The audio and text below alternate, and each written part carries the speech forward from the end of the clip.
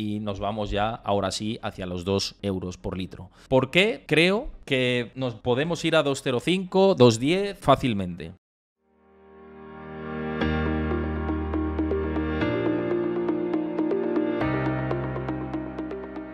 ¿Qué tal? ¿Cómo estáis? Tenemos un programa muy interesante que vamos a analizar la situación del petróleo y la gasolina y cómo estamos viendo estos desbarajustes entre oferta y demanda, los actores internacionales, la geopolítica, cómo está afectando a lo que son los precios del petróleo y por ende de los combustibles. El programa de hoy va estructurado de la siguiente manera. Ya sabéis, y a mí, oye, cuando se acierta, pues también hay que decirlo, ¿no? Porque he fallado muchas veces, como cualquiera, con visiones que tenía. Y hay una en la que, pues bueno, viendo la escena y en el momento me dijeron que estaba prácticamente loco, ido al pensar esto, pues se ha terminado fraguando, ¿no? Que es la subida masiva de los precios del petróleo. En el verano del 2021, los que me seguís habitualmente, y lo he dicho 1000 millones de veces por aquí, comenté que el petróleo se iba por encima de los $100 seguro, más allá de las tendencias que luego se vieron por la guerra de Ucrania, con la invasión de Rusia, por los factores estructurales de oferta y demanda, el tensionamiento en la parte de la oferta por la reducción de la oferta por parte de la OPEP, los inventarios de crudo estaban tiesos y justo la demanda repuntó después del COVID. Había diferentes factores que invitaban a pensar a muchos analistas, y yo me sumé a ese carro, a que el petróleo iba a superar la barrera de los $100 y a superarla holgadamente. ¿Qué ha pasado? Que la guerra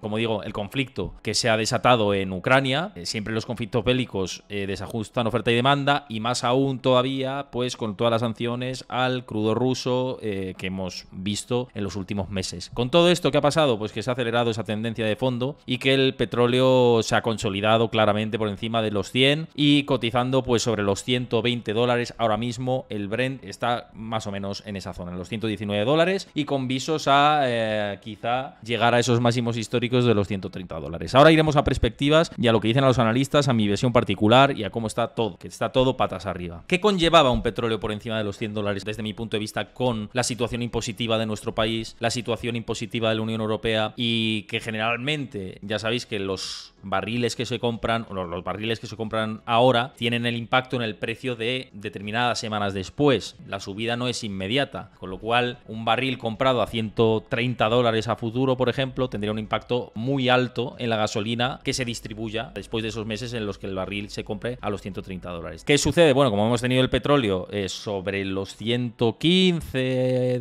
120 y tantos dólares cotizando de manera regular, yo ya, volviendo al verano del 2021, dije que la gasolina de 95 me parecía muy difícil que no superase los 2 euros si íbamos a tener un petróleo consolidado por encima de los $100. Además, con el tipo de cambio de divisa, que compramos el petróleo más caro todavía, porque hay que tener en cuenta esto. Esto no se suele decir mucho cuando se analiza el petróleo. Se habla en dólares y aquí todos contentos, ¿no? Hablando en dólares. Pero claro, si el dólar se está cambiando a 1,07, cuando hace unos meses atrás, bastantes meses, hay que irse atrás, eso es verdad, pero cotizaba sobre el 1,20, 1,20 y pico, quiere decir que el euro se ha devaluado y que es más caro comprar el petróleo por el tipo de cambio que favorece al dólar y perjudica al euro. Y esto hay que tenerlo en cuenta también de cara a pensar en cómo el petróleo iba a llegar a esos 2 euros por litro de gasolina 95. Claro, yo en ningún caso pensé que se iba a generar una inflación tan masiva. Luego, ya analizando todo, me subí a ese barco de la inflación también, evidentemente.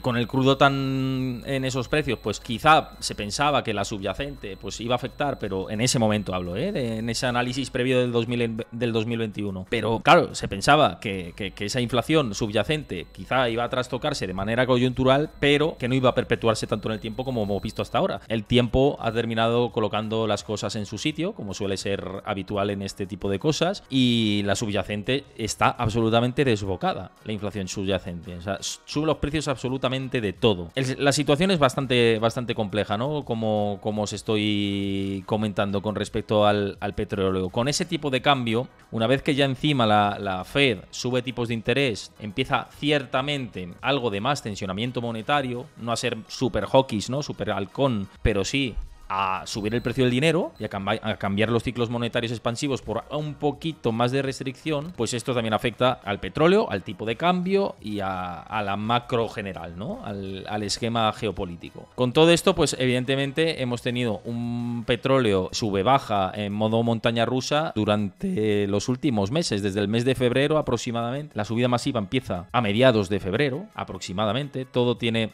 bastante correlación, como os estoy comentando, con el conflicto de Rusia y Ucrania, pero la tendencia alcista viene desde diciembre del 21 y desde diciembre del 21, incluso diría noviembre, tuvo un rally más sostenido, que era el que tenía yo como telón de fondo para plantear ese escenario de los $100 el barril, que termina ese rally pues sobre principios de febrero aproximadamente. Y luego ahí, pues bueno, ya pasó lo de Rusia y Ucrania y todo se disparó mucho más. La escena que se barajaba en ese momento, en junio, julio, agosto del 2021, era 2023, de un petróleo por encima de los $100 de manera sostenida. Ahora, pues ya es evidente que es una realidad y que los 2 euros por litro de gasolina, pues esta semana el promedio en España ya está por encima de los 2 euros. Yo sé que muchos habéis pagado ya por encima de los 2 euros, porque esto depende de la comunidad autónoma, de la gasolinera en particular. Es una locura lo que hemos visto en los precios de algunas gasolineras, y bueno, que luego tenemos el descuento de los 20 céntimos que